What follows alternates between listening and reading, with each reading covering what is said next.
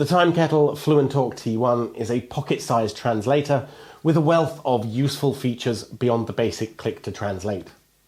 Now, Timekettle is no stranger to the world of translation devices, and this isn't a Kickstarter with vague promises of features yet to materialize. It's an actual product. You can buy it now, and in this review, I'll tell you how well it works. I'm James Bruce. You're watching Make Use of Reviews. Keep doing that. So this is Timekettle's first actual translator device with a screen. Their other products are earbuds, which so far I've avoided because A, I find earbuds in general utterly disgusting, and B, they're a very one-way experience, unless you're going to open up an app on your phone, in which case you might as well just use an app on your phone in the first place, never mind the earbuds. Or you can give an earbud to some random stranger, which is even weirder.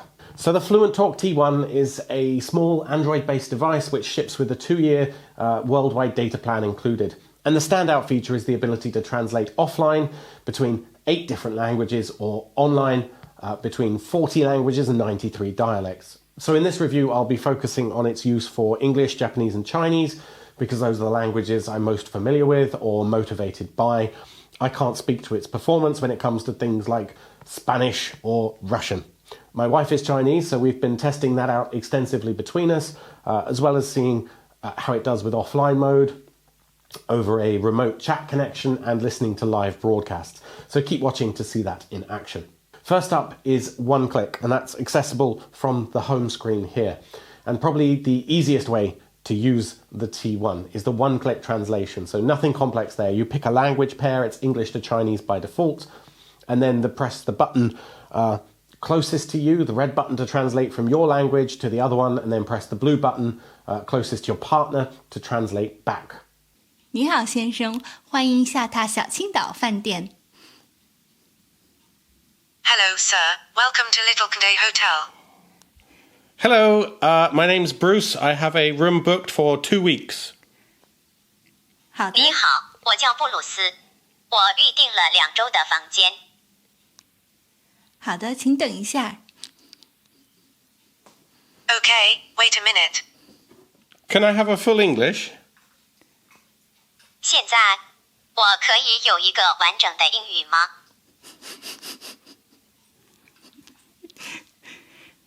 不好意思，先生，我们这里只有中餐，我们有小笼包、豆浆。 Excuse me, sir. We only have Chinese food here, and we have xiaolongbao. You can also pull up any previous translations, which means you can plan ahead what you're going to say if you're perhaps socially inept like I am and you need some time to think about what you're going to say beforehand. Hilariously, the device also allows you to translate from American English to English English. Unfortunately, it also has a list of built-in swear words, so it's still quite difficult to try and decipher those mumblings from your co-workers across the pond. All right, mate, can I bum a off, yeah? All right, mate. Can I bum off? Yeah. Even more bizarrely, the swear filter doesn't work the other way, so we were able to get it to accurately translate certain essential Chinese or Japanese phrases back into English. 好的。 You.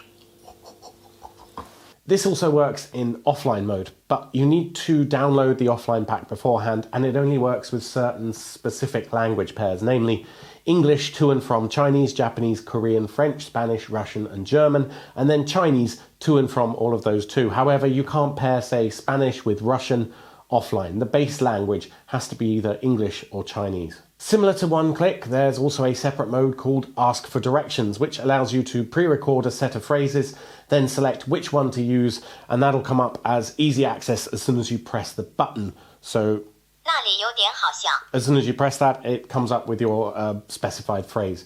And this is then shown in large type on the screen. So if you're getting in a taxi, that sort of thing, you can immediately show them your address. Or if you're really bad at listening to directions and you need to keep asking the same thing over and over again, où est la piscine? So to access those other modes, you just need to scroll right from the home screen. If you go to the left, you'll also find that there are some world clocks and exchange rates if you find those useful.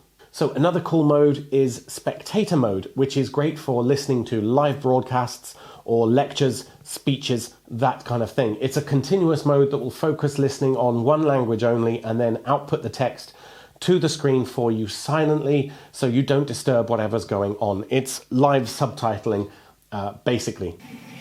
日本付近は昨日から強い冬型の気圧配置となり、日本海側を中心に大雪となっています。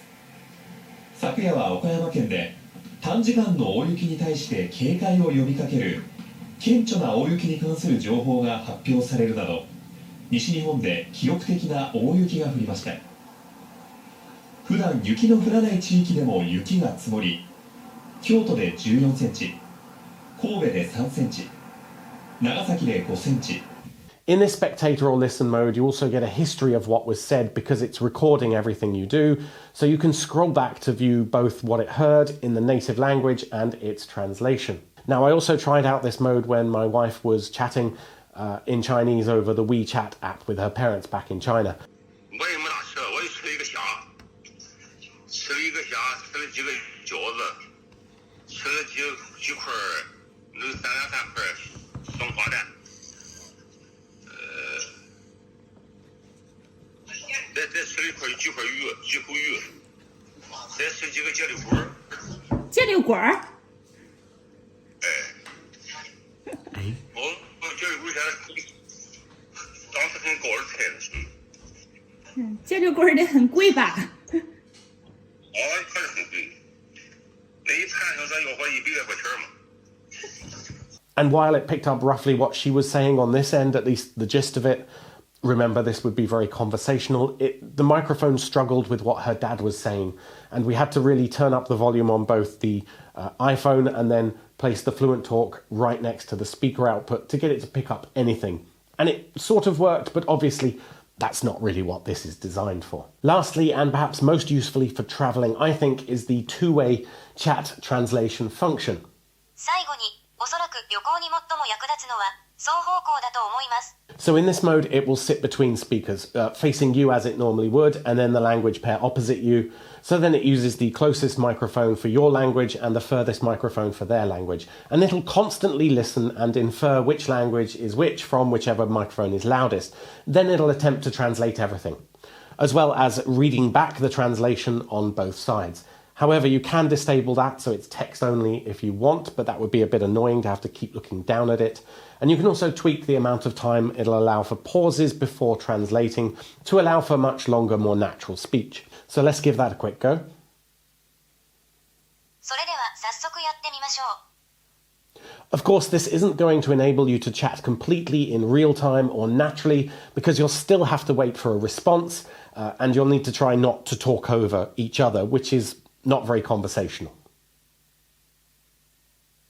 もちろん、これでリアルタイムまたは自然に完全にチャットできるわけではありません。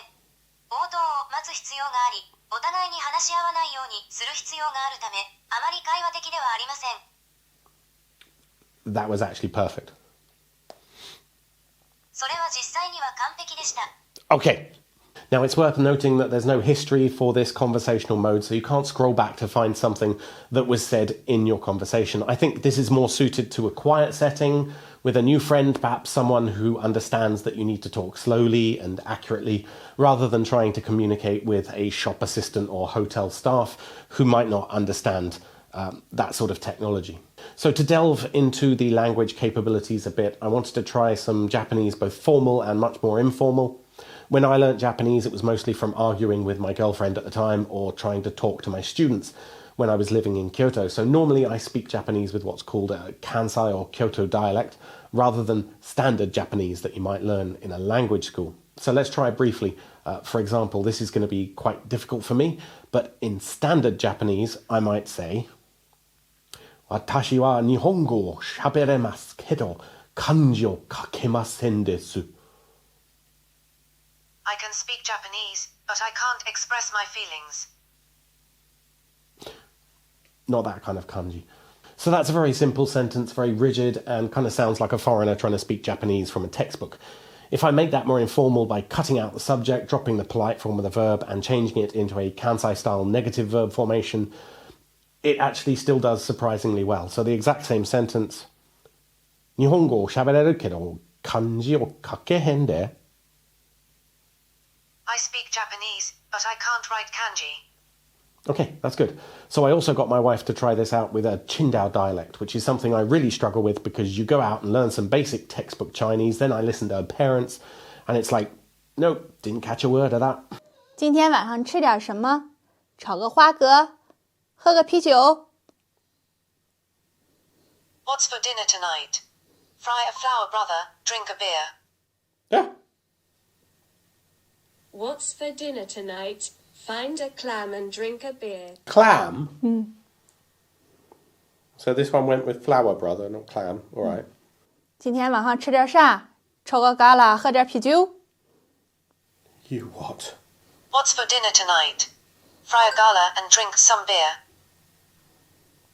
What to eat and drink beer tonight? So this one actually, what's a gala? Is that what you said? Gala? Is that a clam? Gala. Gala. So this one almost did better there than Google, even though Google did better the first one for normal. Gosh, that's... So ultimately, should you buy the Fluentalk T1? As with all translation systems, you will need to think about and formulate your full sentence before you say it. In real life, we pause, we think for a moment, we stutter, we repeat ourselves, we skip words, we miss out a lot of information which will then be inferred by the listener. Now, we're a while away yet from being able to deal with that kind of speech, and I imagine AI will play a big part of that in future. But for now, what it is, it's a very capable device, at least I found, with the language pairs I tested. It worked well, and it was accurate on everything I tried. While certainly not the equivalent of being fluent in another language, it does get the gist of what's being said more than sufficiently. So full marks there for accuracy, at least. And I think the quality of the microphones and the fact that it isn't an earbud sitting in your ear makes a big difference. Given the generous included worldwide data plan for 2 years, a 3.5-hour continuous battery life, and the offline translation if you can't get a signal, it's a must for travellers or those who face any kind of language barriers in their daily life. It needs a clear and concise voice, so it works a lot better in person than over a chat app, as expected really. The photo translation feature is also useful, but it's something you're probably already familiar with an app like Google Translate on your phone. And that's the big question that a lot of reviewers of this device seem to be missing out entirely. Is it better than Google Translate?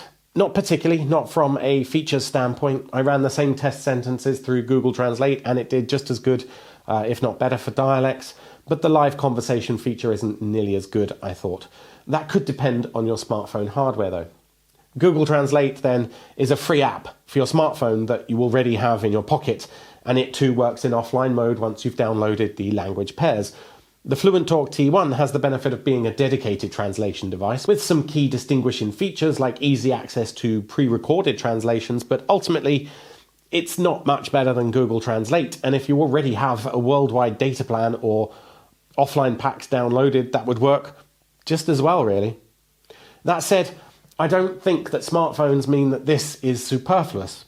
I don't know about you, but my phone is the single most important and valuable device I'll ever carry when I'm travelling. The fact that most payments are now handled by my smartphone means I don't want to be walking around an unfamiliar place waving it around in plain sight to strangers as I translate stuff and ask for directions. I do think that having a smaller, discrete device, a $250 device just for translating, is a good idea, even if you're already carrying a smartphone. Unlike this, it isn't the end of the world if you lose this or it gets stolen. Sure, it's a monetary loss, but it could be far worse if it's your banking app and a quick payment method and a single point of emergency contact and your entire archive of family photos. You get my point. It's very useful to have a device that does everything, but it's not always sensible. So that's my verdict on the Fluentalk T1. Compared to dedicated translation hardware of the past, it is very impressive. Compared to free smartphone apps, it's not particularly different though. So you really need to weigh if you're willing to risk constantly exposing your smartphone when you're traveling. Like I say, even if you do have a worldwide data plan on your phone, which this includes, I think it's worth carrying a separate device just for safety. Our smartphones might be smarter than ever and do so much more, but people haven't changed, and it's easy to be taken advantage of in a place you're not familiar with. At $250, it is an incredibly impressive and useful little device. The one major downside is that I no longer have any excuse to not talk to my mother-in-law. Until next time. Also, do you do in-room massages? 好的，那会没事的。还有，你在房间里做按摩吗？我们不提供这个服务，先生，不好意思。We do not provide this service. Sorry, sir. Oh, that's a shame. Never mind. 哦，真可惜。没关系。